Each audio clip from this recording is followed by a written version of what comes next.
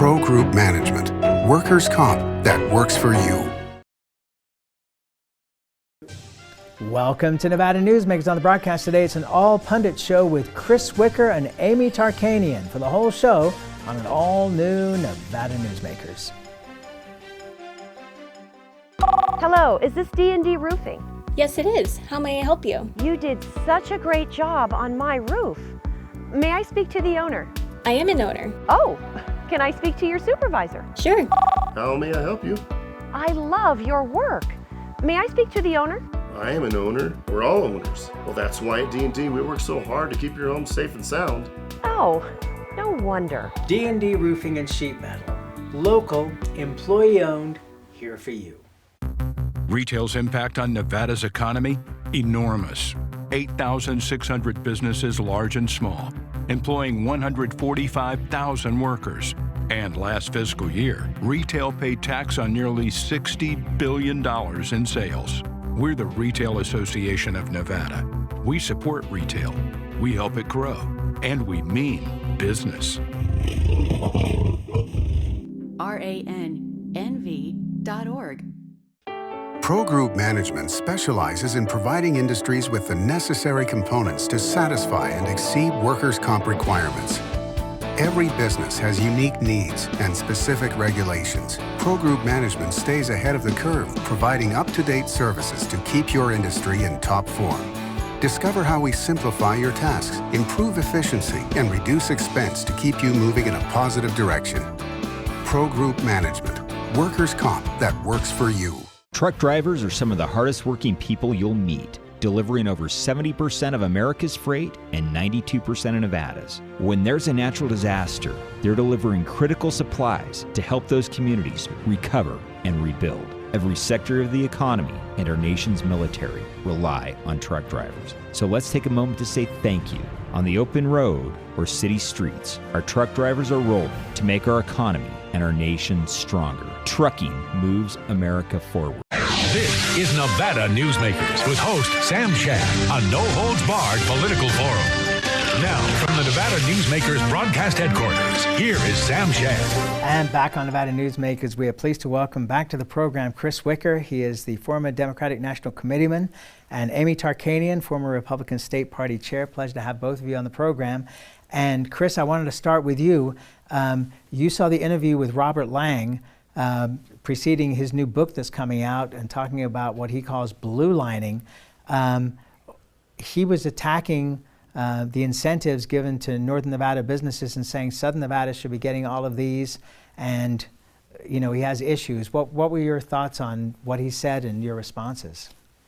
I was pretty shocked by what he said. I thought the level of anger from this so-called North-South divide that we were past that, years ago, and that we were trying to do things as a state, not a North-South. And so for him to say that the North is being treated so well and the South not, I think the actual facts would belie his comment. The fact that the North got Tesla was a function of competition and having the people that developed Trick having the foresight to put in the infrastructure that is appealing to Tesla.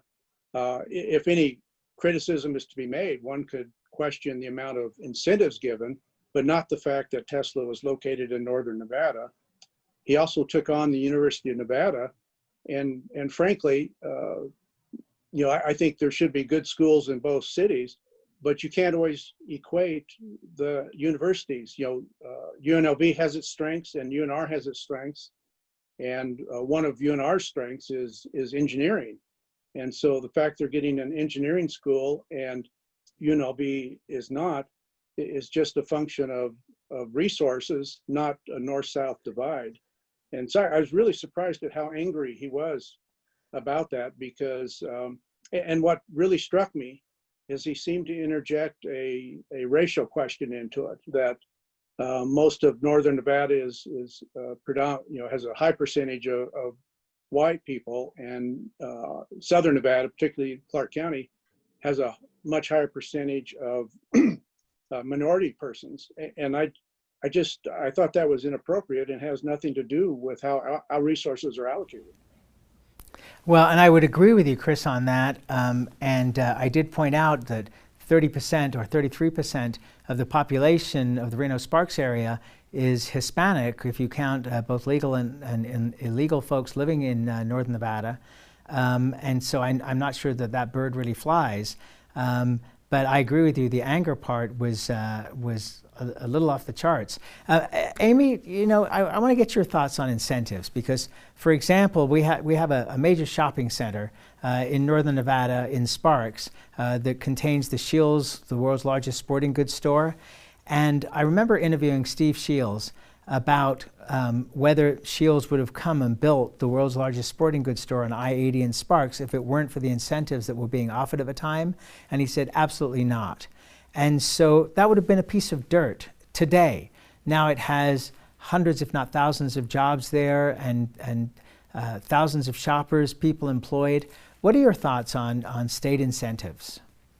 Well, first of all, I have patronized that facility on a number of occasions. So I'm very grateful that they exist. I do have 4 children. And so there's not many areas to shop. I mean, there are a handful up here in northern Nevada, but not quite as many options as there are in southern Nevada. So if that did not exist, I think I would be in a little bit of trouble.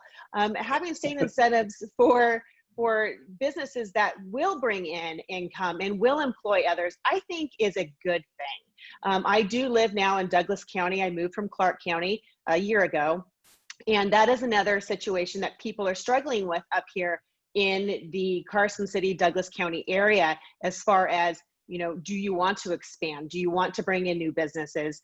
And it's an ongoing debate that they have up here dealing with their economic situation. I think state incentives are okay in certain scenarios. Chris, your thoughts on incentives? You know, that's a extremely difficult question because on the one hand, like you said, without incentives, you very well could have a piece of dirt generating no jobs and no tax revenue.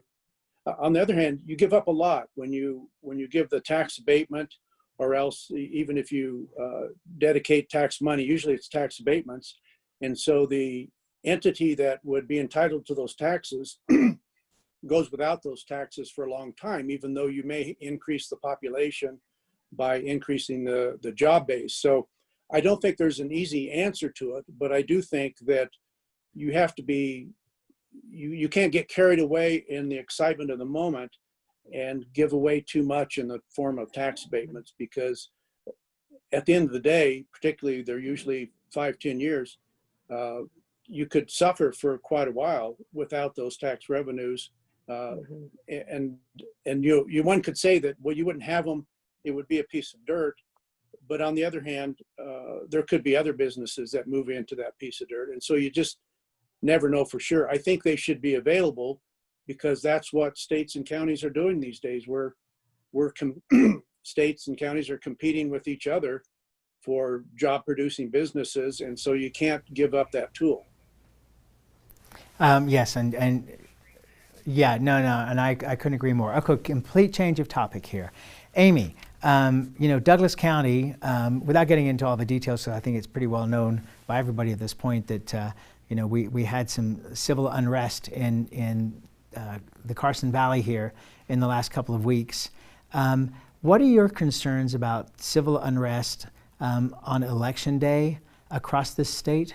I'm not really concerned about civil unrest on Election Day. I do believe that more of the outcry is going to happen probably after Election Day, when you still have those ballots coming in and they still are not being reported. During the primary, you know, we were given a grace period. I think it was what Secretary of State had at least a week before she gave the final tally. And that was very nerve-wracking to a number of candidates, very nerve-wracking to a number of voters. Everyone was left scrambling, trying to find out if their ballot had been counted or if it still needed to be what's called cured. And that was a little bit of a mess, but I think overall it went pretty well. Here in Douglas County, of course, we're a lot smaller than Clark County or Washoe County, so we didn't have the problems that those larger counties came up against. We have roughly, I think it's 40,000 or so registered voters here to worry about. And out of those, there's about 20 to 21,000 Republicans. But in the primary, only about 12,000 or so Republicans participated. So I think that was a good trial run, but because we do have such a toxic and contested presidential election coming up, I think that we are going to hear a lot of comments. I don't think there's going to be civil unrest, but I think there's going to be lawsuits probably coming out at both sides. Chris, I throw it out to you because I remember having the Washoe County DA on the program at the beginning of COVID, and I asked him what the contingencies were for civil unrest, and he really said that they weren't even discussing it. But it seems with what's going on in Seattle and Portland, Minnesota, I mean, you name it around the country, that this is something we should at least be prepared for. What are your thoughts? Well, you know, when I think about it, I think back to the Gore v. Bush and hanging Shad debacle in Florida. And when the Supreme Court put the lid on recounts, I know a lot of people were urging Gore to fight it somehow. But Gore, I think, followed the Constitution and said, okay, it's over, I'm done, Bush wins. Now, fast forward to November 3rd, 2020, I think the nightmare scenario, in a way, is if at the close of November 3rd, President Trump is leading in Electoral College votes, but then after the mail-in ballots are counted several days later, the lead switches to Biden. And President Trump has already foreshadowed this by claiming that the mail-in ballots will create a rigged election, and he'll have to wait and see if he's going to accept the results. And so I think there is a real possibility of severe civil unrest in that scenario if Trump is ahead on election day, but then that changes. I think he's already set it up to claim that the election was rigged and that it's invalid and it shouldn't be followed. And so I think that's the way it should go. And I'm afraid that it could even result in violence. And I think that's something, at least some contingency planning is appropriate. But do you see that happening here in Nevada or just in other parts of the nation? I don't feel that that would happen necessarily here in Nevada, even though we have had small pockets of protests, but there hasn't been really too much violence. I think that's a very good point, Amy. I think in general, Nevadans are not inclined to do that sort of thing. I mean, we did have some property destruction and semi-rioting in the protests we had in Reno and Clark County. And then that's true. In Douglas with Officer County, Shea being shot, so that's true. Yeah, and in Douglas County, when the Black Lives Matters, just a handful, I think 30 or 40 protesters came out, and several hundred, I'd call them pro-Trump or anti-Black Lives Matters folks came out. They're very angry and very nasty. Nobody got hurt, and I would give, usually I don't give credit to Jim Wheeler, but I will in this case. He was a moderating voice in that whole thing. Yeah. But you see hints of it, and so I don't think we can just write it off completely. No, those are all good points. All right, let's take a break. We'll be back with our pundits after this timeout. Things are heating up at the Carson Valley Inn. Win your share of $200,000 through September 26th. Cash and free play every weekend, plus 5 times points Fridays. The good times are at CVI. Because of UMC, there's a wide open road ahead of me. Because of UMC, she can grow up with her twin sister. Because of UMC, I'm here to help you. UMC, the highest level of care in Nevada. The signs and symptoms of cataracts can start out small with subtle changes in your vision. So don't wait. Be proactive and take your vision into your own hands. If you're experiencing the onset of cataracts or just have questions, contact your eye care professional or call Eye Care Associates of Nevada today. Dr. Hiss has years of experience specializing in the surgical correction of eye disorders and has completed over 84,000 vision correcting procedures. At Eye Care Associates of Nevada, we'll change the way you look at the world. As you know, Reno is booming. Toll's development company is helping it grow with insightful design and development, building community with every project, adding beauty, adding excitement, emphasizing our shared humanity. Reno is becoming bigger. Toll's development is helping it become better, more livable, more enjoyable. To learn more, go to tollsdevelopment.com. tollsdevelopment.com. Things are heating up at the Carson Valley Inn. Win your share of $200,000 through September 26th. Cash and free play every weekend, plus 5 times points Fridays. The good times are at CVI. This is Nevada Newsmakers. And back on Nevada Newsmakers, we have an all Pundits show going here with Amy Tarkanian and Chris Wicker. So Amy, your thoughts on where we are with coronavirus and the state at this point in time? A lot of people are saying we need to open up. Others are saying, no, we need to stay locked down. What's your thoughts? Well, everyone says follow the science, right? And the CDC just the other day put out showing a percentage of Americans where you had 6% who passed away were from valid COVID only deaths. And then the rest had other issues along with the COVID. So that right there was a very, eye-opening, I think, article for many people. And then when you had Governor Sisolak being caught the other day, dining in a restaurant with music and doing everything that he's told us not to do. And then you had also the woman who owns the salon in San Francisco, who actually happens to be a good friend of mine. And you have Nancy Pelosi coming in, making a special request to have her hair cut when nobody else can have their hair cut. No salons are supposed to be open. And so now you're seeing our leaders at the top on the Democrat side basically not walking the walk, not following what they're asking everyone else to do. I think now it's pivoted in a way where people are saying enough is enough. It's time to open. And for those who are older and have underlying conditions, then yes, we need to take care of those. But now for the rest of us, we need to get back to functioning. Chris, it seems like there's a 50-50 split in the population, at least in the people I talk to, between people who are genuinely concerned about COVID and don't want to leave the house, and others that are speaking as Amy is, which is, the people are basically at this point revolting against the government control. Is that a fair read on this?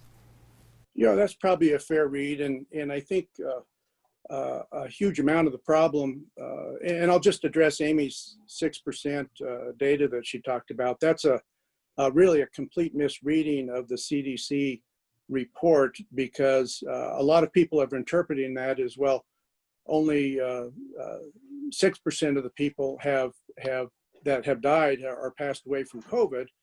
But the CDC made it very clear that it's highly likely that these people would not have died except for COVID. So you're back to 100%, not 6%.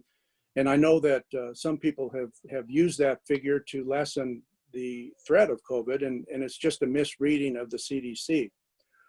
Speaking of leaders, I would say that I watched in horror for a lot of reasons, but one of the reasons was the Trump's final speech at the Republican National Convention with 1,500 people gathered cheek to jowl with I counted 1 or 2 or 3 masks in the whole group.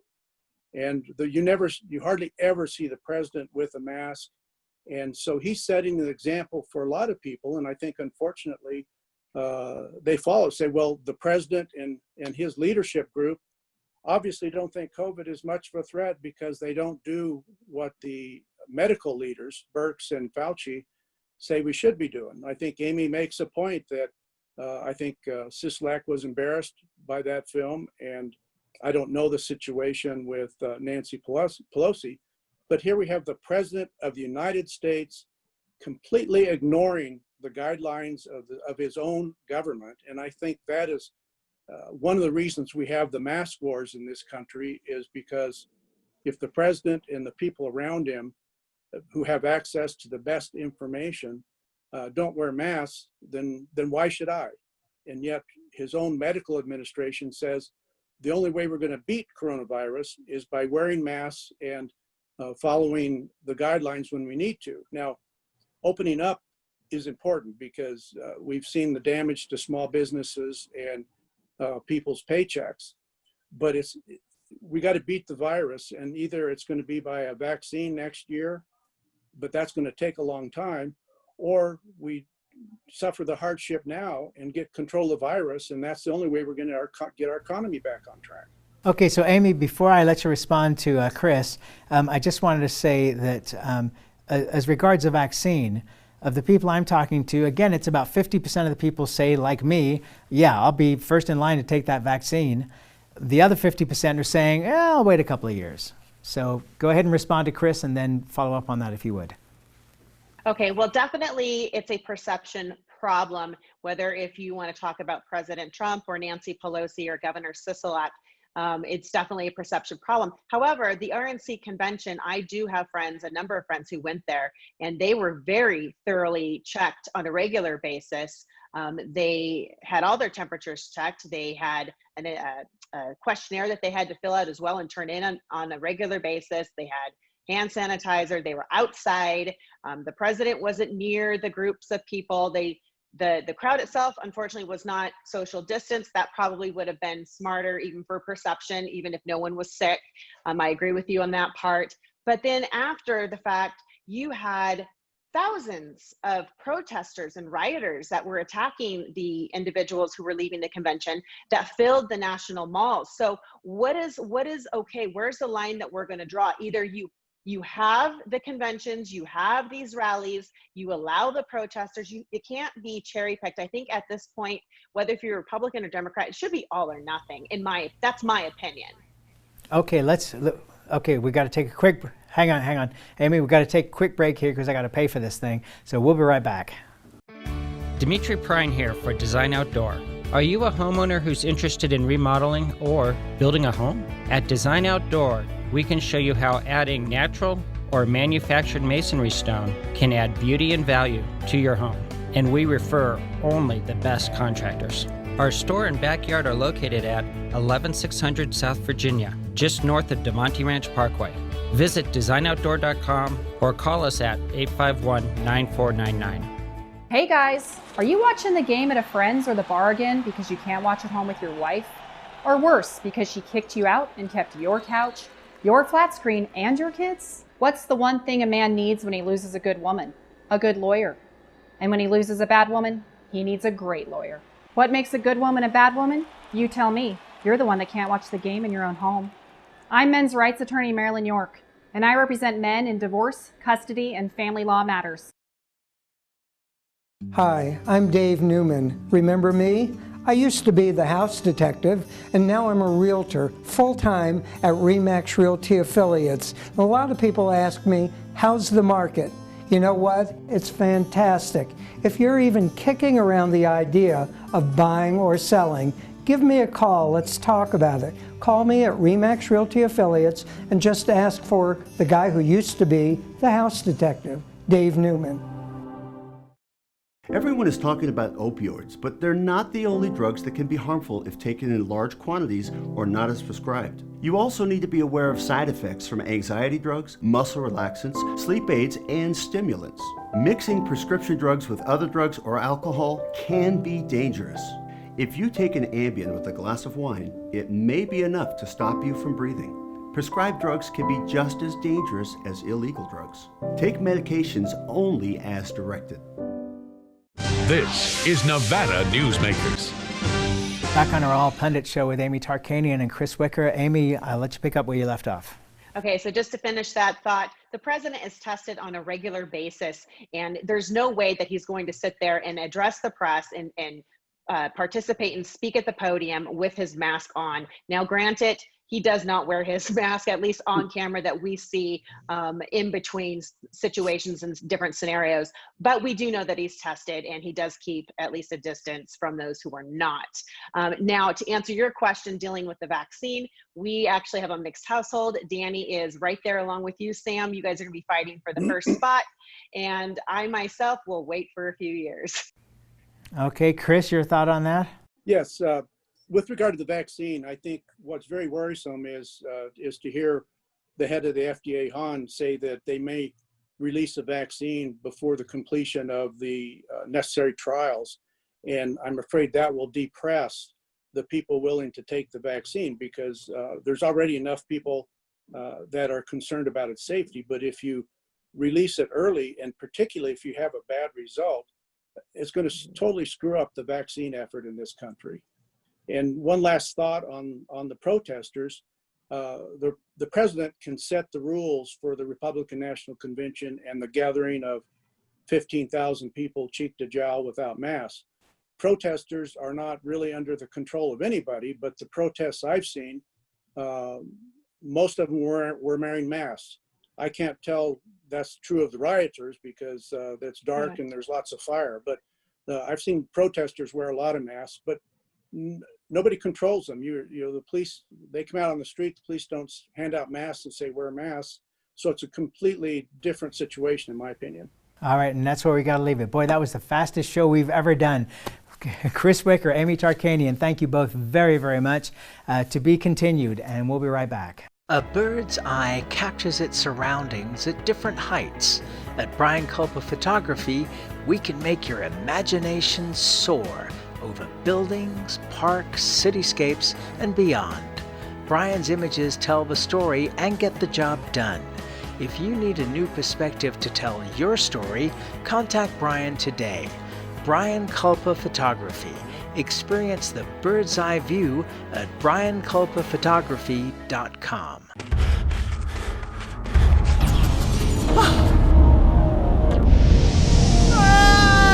Hey, Dad?